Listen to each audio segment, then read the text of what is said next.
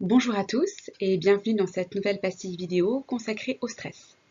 Je m'appelle Anne-Laure et je suis facilitatrice et coach chez Epigo. Et aujourd'hui, je vais vous parler de situations concrètes pendant lesquelles les stress se rencontrent. Avant d'entrer dans le vif du sujet, je vous propose un petit rappel sur l'intelligence adaptative.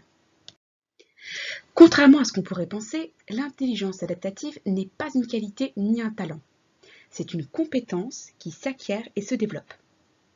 Le mode adaptatif, c'est à la fois un processus cognitif et un état d'esprit. Alors d'abord, un processus cognitif. En effet, le cerveau peut utiliser ce mode pour traiter des informations complexes dans toutes leurs dimensions, en prenant en compte les enjeux et les risques. C'est aussi celui qui permet de prendre des décisions pertinentes, équilibrées et ajustées à la réalité. Le mode adaptatif, c'est aussi un état d'esprit, car c'est une forme de conscience élargie qui mobilise tous nos sens. Il produit une attitude d'accueil qui favorise l'intuition. Il provoque un sentiment de reliance qui développe l'empathie. Et il donne envie d'explorer l'inconnu, de découvrir de nouvelles choses. Et il permet enfin le jaillissement de la créativité. J'aimerais aussi rappeler qu'il n'y a pas d'un côté des gens bêtes qui pensent en mode automatique et de l'autre des gens intelligents qui sont tout le temps en mode adaptatif. D'ailleurs, si vous dites ça, il y a des chances que vous soyez en mode automatique. En fait, le mode automatique est très efficace et très pertinent pour gérer plein de situations du quotidien. Et nous passons tous le plus clair de notre temps en mode automatique. Et heureusement d'ailleurs, parce que le mode adaptatif est très énergivore et on finirait nos journées épuisées. Autre élément important, la bascule entre les deux est inconsciente et elle se déclenche souvent avec des questions à soi-même du type je manque de recul, je manque de lucidité, ou encore la situation est complexe, je dois prendre le temps de la réflexion. Bon, mais parfois le système est verrouillé par des pensées et des valeurs sclérosantes, comme par exemple je suis comme je suis, de toute façon on ne me changera pas.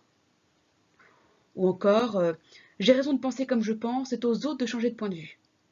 Et aussi parfois, le système se grippe à cause du stress. Et là, c'est vraiment le cerveau reptilien qui fait un hold-up sur la conscience. On n'a plus accès à rien, ni même au mode automatique. On ne pense qu'à fuir, à rugir ou à faire le mort. D'où l'importance, quand on est stressé, de revenir d'abord au calme avant de basculer. Nous avons choisi d'aborder dans cette vidéo des situations très concrètes de notre quotidien confiné. Être enfermé chez soi, en famille, provoque parfois des moments où les stress des membres de la famille se rencontrent, s'affrontent. Nous referons plus tard cette vidéo avec des exemples dans la vie professionnelle. Alors petite précision avant de voir nos exemples. Dans le cerveau humain, le stress, quand il surgit, commence systématiquement par prendre la forme d'un stress de fuite. Puis il se transforme en stress de lutte et enfin en stress d'inhibition. Et en fonction de l'expérience de chacun, de son histoire familiale, de sa culture, les personnes vont finir par trouver leur stress de prédilection, si je peux m'exprimer ainsi, celui dans lequel il ou elle peut rester longtemps. Alors ça ne veut pas dire qu'il ou elle zappe les étapes précédentes, c'est juste qu'elles durent quelques secondes, quelques minutes ou quelques heures avant de passer à l'étape suivante.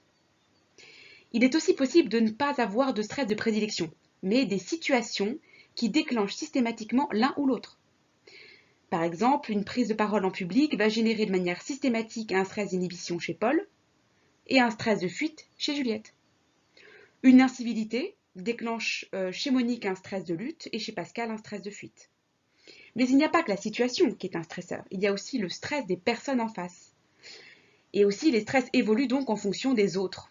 Et c'est ce que nous verrons à travers nos exemples. Ce que je vous propose, c'est d'utiliser 3 exemples pour comprendre comment les différents types de stress interagissent. Nous allons voir une situation de stress de lutte contre un stress de fuite, un stress d'inhibition contre un stress de fuite, et enfin un stress de lutte contre un stress d'inhibition. Mais on aurait pu choisir d'autres combinaisons.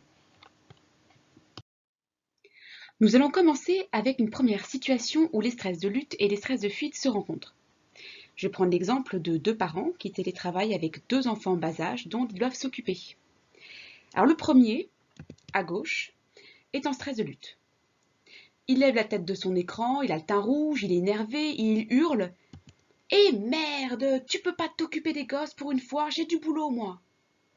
Le conjoint, en stress de fuite, donc sur la droite, s'écarte de son bureau, il a la respiration courte, la voix saccadée. ça va, calme-toi, je vais m'en occuper. Mais qu'est-ce que je vais leur faire, moi Ils ont déjà fait 15 fois les puzzles, ils ont regardé Gulli toute la journée, moi je sais plus quoi faire, j'ai plus d'idées. Et il faut que je réponde d'urgence à ce mail. Et ça, c'est la version soft. Vous pouvez imaginer à quel point ce type de rencontre de stress peut dégénérer, car les stress se répondent et s'aggravent. La personne en stress de lutte pense de la personne en stress de fuite qu'elle est brouillonne, confuse, éparpillée, inefficace, qu'elle se noie dans un verre d'eau. Et ça, ce sont des jugements qui sont pleins de mépris et qui accentuent l'agacement et donc le stress de lutte.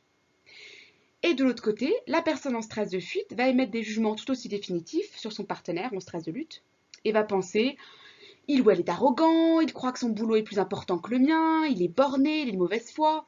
Et à ce stade, d'ailleurs, la personne en stress de fuite peut très vite passer elle aussi en stress de lutte à son tour. Et là, la conversation peut partir en vrille. Donc le bon réflexe dans cette situation, c'est que le premier qui se rend compte, grâce aux précédentes vidéos, qu'il ou elle est en stress, peut déjà tenter de calmer son propre stress avant de s'attaquer à celui de l'autre. Alors on dit qu'on a besoin de s'isoler quelques minutes, aux toilettes, porte fermée par exemple. On peut alors se mettre des écouteurs avec une musique qui vous fait du bien, se centrer sur sa respiration. Et on vous parlera dans les autres vidéos d'ailleurs de quelques techniques simples de respiration et méditation. Et vous pouvez tout aussi faire des squats, de la corde à sauter, n'importe quoi, aller faire un peu de marche dans votre jardin si vous en avez un. En tout cas, n'importe quoi qui vous fera revenir au calme. Et quand vous sentez que vous êtes revenu au calme, il vous est désormais possible de basculer. On vous partagera d'ailleurs bientôt quelques exercices de bascule cognitive pour passer en mode adaptatif.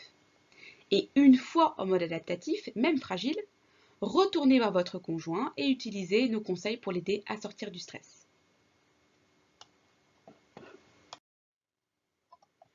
Maintenant, nous allons voir une situation où les stress d'inhibition et les stress de fuite se rencontrent. Alors dans cet exemple, on va retrouver un ado en stress d'inhibition, à gauche, et son parent en stress de fuite, à droite. L'ado a plein de devoirs, plein de contrôles, plein de révisions en période de confinement. Il se sent dépassé, pas à la hauteur, découragé, et il dit à son parent sur un ton totalement désespéré: J'y arriverai jamais, je comprends rien à ces devoirs, je suis nul, de toute façon j'aurai jamais mon bac. Le parent en face est en stress de fuite. Il n'est donc pas du tout connecté à son ado, car il est aveuglé par son propre stress. Et ses réponses risquent donc d'être totalement inappropriées. Il va absolument vouloir sortir de cette situation et remettre son ado en action. Mais qu'est-ce que tu racontes? Tu es un garçon très intelligent, tu as toujours eu des bonnes notes à l'école, il n'y a pas de raison que ça s'arrête. Allez, allez, avec un peu de volonté, on arrive à tout.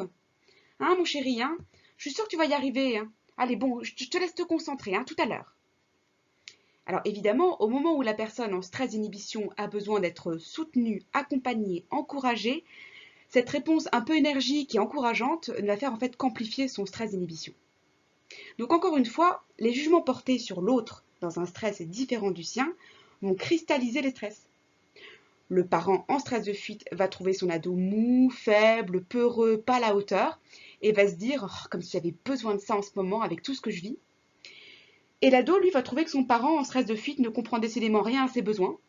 Lui remonter les bretelles et le laisser seul dans sa chambre, c'est la pire des choses. Vraiment, c'est un parent qui est complètement à côté de la plaque et qui fuit ses responsabilités. Et ce sont d'ailleurs des pensées qui peuvent l'amener à passer en stress de lutte. Enfin, vous voyez le tableau. Dernière situation. Je vais prendre l'exemple d'un couple ou de deux colocs, peu importe, confinés chez eux. L'appartement est dans un sale état. La vaisselle s'empile dans l'évier, le panier à linge déborde, la crasse s'accumule partout. Le premier, à gauche, en stress de lutte, va être exaspéré et tenir des propos accusatoires du genre « Mais cet appart est dégueulasse, regarde, il y en a partout, je supporte plus ce bordel !» Et il va ajouter aussi « Et y'a que moi qui range et tu restes là, prostré sur le canapé, à glander et te morfondre. C'est pas comme ça que la vaisselle va se faire !»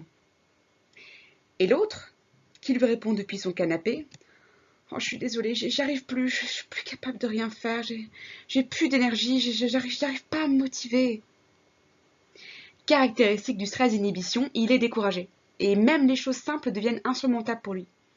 Il se sent dépassé par la situation, il n'a plus de ressources pour faire face. Et tout ça, ça a de quoi agacer prodigieusement celui qui est en stress de lutte. Alors du coup, stop à l'escalade. Cet échange, il peut prendre une autre tournure. si l'un ou l'autre prend conscience que c'est leur stress respectif qui a pris le contrôle. Donc c'est ce fameux cerveau reptilien qui soit prend ses jambes à son cou, sort ses cornes et ses griffes ou fait le mort en attendant que le danger passe. Donc exercez-vous à reconnaître votre stress quand il arrive et cela le plus tôt possible. Vous trouverez des indices dans vos pensées, dans vos émotions et dans vos réactions physiques. Et avec de la pratique, vous arriverez même à empêcher qu'ils se manifestent. Et votre quotidien et vos échanges avec vos proches en sera transformé. Merci de votre attention. Retrouvez dans nos prochaines vidéos des techniques et des exercices pour diminuer votre niveau de stress et basculer progressivement en mode adaptatif. Merci, à bientôt!